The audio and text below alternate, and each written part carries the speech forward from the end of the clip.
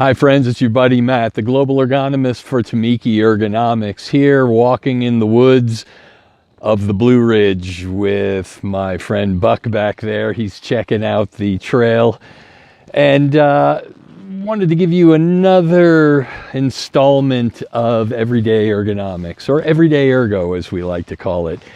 And we've been talking in the latest sessions about physical ergonomics, and I gave you some pointers that we brought from the clinical world into the ergonomics space, including employee stretch and flex and some of our training programs. So you may recall I mentioned the brace and breathe technique that teaches through proprioception and kinesthesia how to engage the core and know the difference between an engaged core and a disengaged one. Then I brought up the technique of what we call hip hinging. That is the biggest, strongest lifting muscles in the human body just so happen to be the ones we sit on most of the time, the gluteus maximus. So we learn a little bit about how to keep the back straight and how to hip hinge when we lift so that the fanny sticks out, but we lift with the strong muscles of the gluteus region.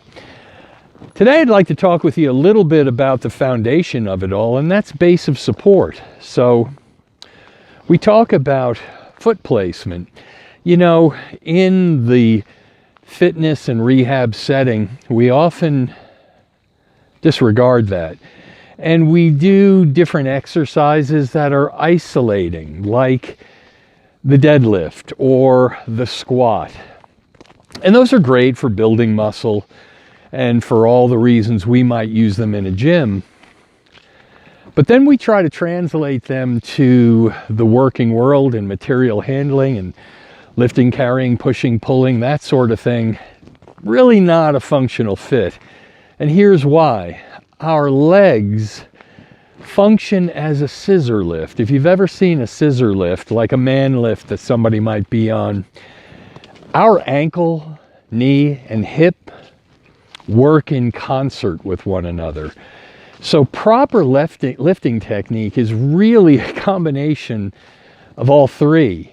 And it's a combination of a squat and a deadlift and a lunge, really.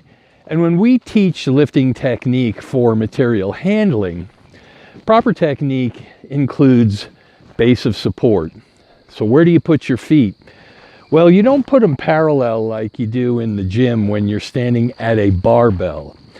Often we use a boxer stance, a martial arts stance. It's off center, it's diagonal.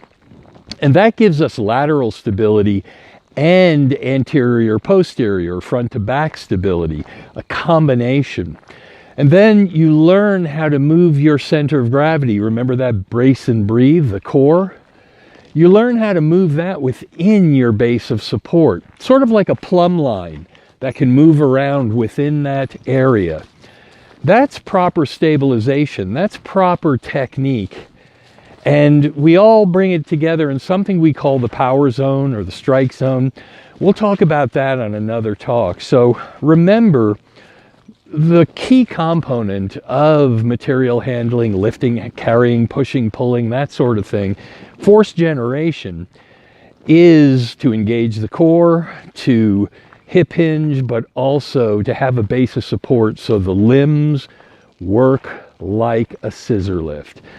Keep that in mind, and we'll assemble these parts so you can see the big picture and then maybe try it on your own. So until next time, this is your buddy Matt, the global ergonomist for TuMeke Ergonomics, reminding you to always ask yourself every day, and those around you, what are you working on? All right, talk to you later. Bye-bye.